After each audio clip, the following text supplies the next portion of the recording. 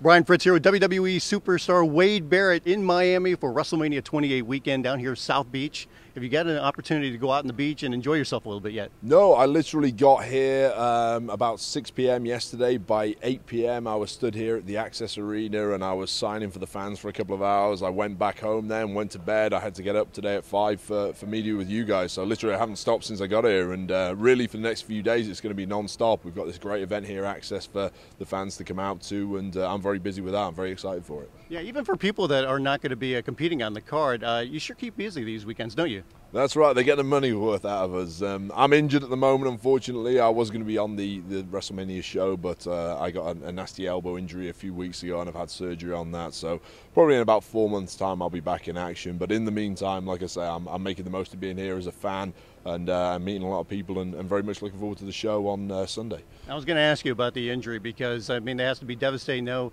it's right before WrestleMania. We saw the reaction when it happened from you. You heard the reaction right. too, I bet. We heard the reaction. There was a silence real quick, so we did not hear the reaction actually. Yeah, So how do you deal with something like that, knowing, okay, I know this is a major injury at the worst time of the year? Yeah, well, my immediate reaction, I knew this, literally the second it happened, I knew this is bad, it needs surgery, I'm going to be out for at least 4 or 5 months with this. I knew it was a bad one. I thought possibly maybe even more at the time. I thought the bones had broken. Fortunately they hadn't, but I had some ligament damage. In terms of timing, there's never a good time to get injured. It would have been as frustrating for me if I'd got injured now as if it had been in 6 months' time. So, I mean, the WrestleMania thing is bad, but just being injured in general, for someone who does what we do, for someone as active as we are, and I mean, I was on a pretty good run at the time with WWE. I'd just come off the back of a pretty high-profile run with Randy Orton, so it was very disappointing, very frustrating for me, but it takes a couple of weeks to get over how down you are about it, and I'm on the way back up now and rehabbing and training very lightly, and like I say, hopefully in a few months I'll be back bigger and stronger than before.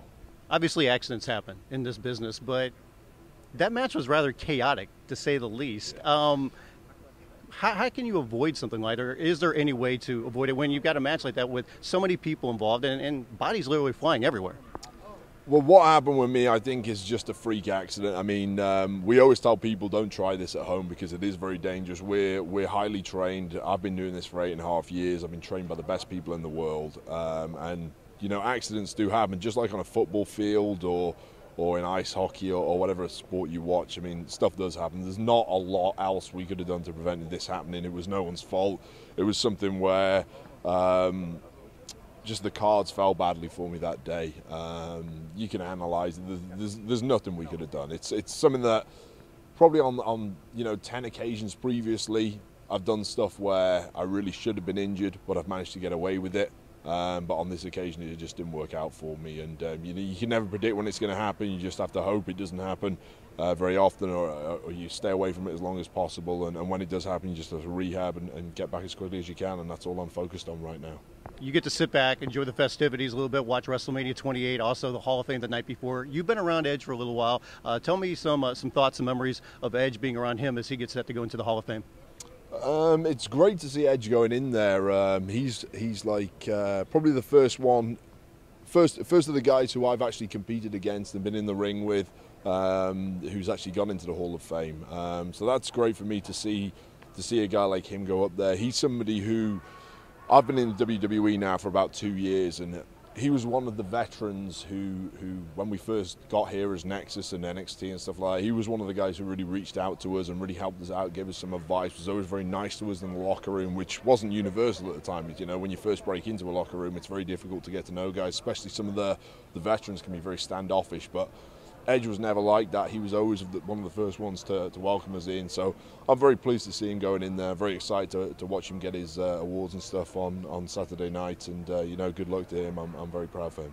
We've got Rock versus John Cena at WrestleMania. A couple guys that literally don't like each other. There is some true animosity there. What's it like from your standpoint, being the company and seeing the story as it's gotten to this point, and then we'll see the match on Sunday night? I think that our animosity, a lot of what we do is showbiz. The animosity there is 100% genuine, I can tell you that for free. They're very competitive guys, very successful guys, and I think this is a great opportunity for the WWE universe. Probably only every 10 years or so do you get an icon from one generation taking on an icon from a different generation, and that really is what you've got here. These kind of matches don't happen often, and I think that's really why there's so much animosity there between them. They've both got an ego. They both think they're the best from their respective generations, and you know, I think it's going to be a great match. I'm very excited for it, and who knows who's going to win. I mean, it's a real great bonus for the fans to get to see that. You're a nice guy. Any animosity towards any other WWE superstars you'd like to get in the ring, mix it up with? I have animosity with everyone, if I'm perfectly honest with you. There's very few people that I get on with in WWE. Probably William Regal is one of the very few people I actually like. He's very similar to myself. But, you know, you say I'm a nice guy. I'm a nice guy outside the ring. When it comes to being in the ring, when it comes to WWE, that's business as far as I'm concerned. I'm there to win. I'm there to get to the top. I'm there to become world champion and make a lot of money. And that's why people don't tend to like me. I'm very cutthroat and direct like that. And like I say, there's no one I won't step on to get to the top. I said you seem like a nice guy. I don't know if you really are. It's just a front, believe me. Thanks for the time, Wade. Appreciate it. Thank you.